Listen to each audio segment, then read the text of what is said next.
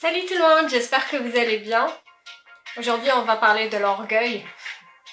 Parfois, c'est très subtil. On demande à un enfant de ne pas traîner avec des élèves qui n'ont pas de très bonnes notes ou qui sont dans la moyenne parce que s'il traîne avec eux, il risque d'avoir aussi de très mauvaises notes et ce n'est pas bon pour son image. Il doit traîner seulement avec des élèves qui ont une bonne note, comme ça c'est le groupe des bons élèves. Parfois aussi c'est très subtil dans les familles. Certaines familles ne traînent pas avec un couple dont l'enfant est drogué, par exemple dans l'adolescent est drogué, parce que oh là là, ça ferait très mauvaise image si on le voit traîner avec une famille de drogués ou si c'est juste l'enfant qui s'est égaré. C'est arrivé à Jésus.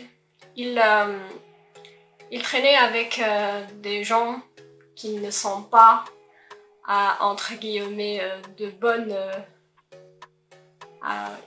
d'une bonne image.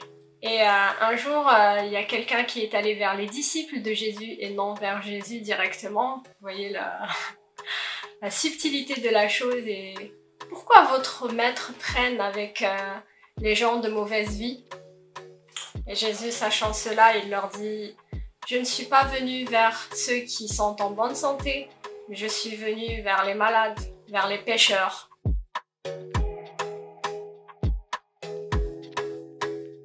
Jésus rajoute: si vous saviez ce que veut dire « je prends plaisir à la miséricorde et non au sacrifice ». Oh Seigneur, c'est tellement beau. Jésus dit: si vous aimez ceux qui vous aiment, quelle récompense méritez-vous? Les publicains aussi, n'agissent-ils pas de même? Et si vous saluez seulement vos frères, soyez donc parfaits, comme votre Père céleste est parfait. L'homme au regard hautain sera abaissé et l'orgueilleux sera humilié. En tant que croyants, nous ne sommes pas sur terre pour faire dodo boulot métro ou métro boulot dodo. Nous ne sommes pas voués à vivre la même vie que vivent tous les autres. Nous sommes particuliers, nous croyons en Jésus, nous sommes saints. Ça veut dire quoi, nous sommes saints? Ça veut dire que nous suivons Jésus. Jésus dit que celui qui veut être derrière moi renonce à lui-même. Nous ne sommes pas voués à vivre comme les autres, nous sommes voués à le suivre. Nous devons montrer l'exemple. Nous sommes le sel du monde. Si le sel perd de sa faveur, par quoi on la remplacera? Nous sommes la lumière du monde. On ne met pas une lumière par terre, mais on la met en haut. Comme ça, elle éclaire toute la maison. Nous sommes cette lumière-là. Nous sommes ce sel-là. Nous faisons la différence. Nous montrons l'exemple.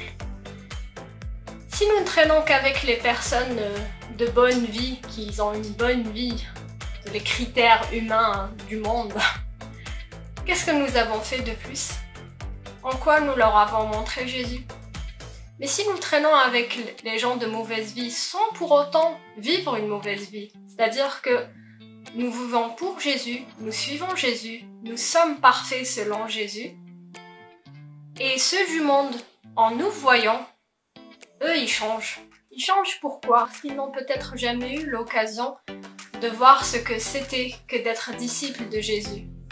Nous sommes à son image, nous le montrons son image. Nous sommes ses ambassadeurs dans le monde. Nous montrons l'exemple. Un drogué qui ne traîne qu'avec des drogués, il ne verra jamais la lumière si tout le monde se met loin de lui. C'est par notre comportement que nous amenons les gens vers Jésus. C'est par notre comportement que les gens ont de l'espoir. C'est par notre comportement que les gens connaissent la vérité, qui est Jésus. Je vous laisse avec ces paroles. Souriez, vous êtes bénis.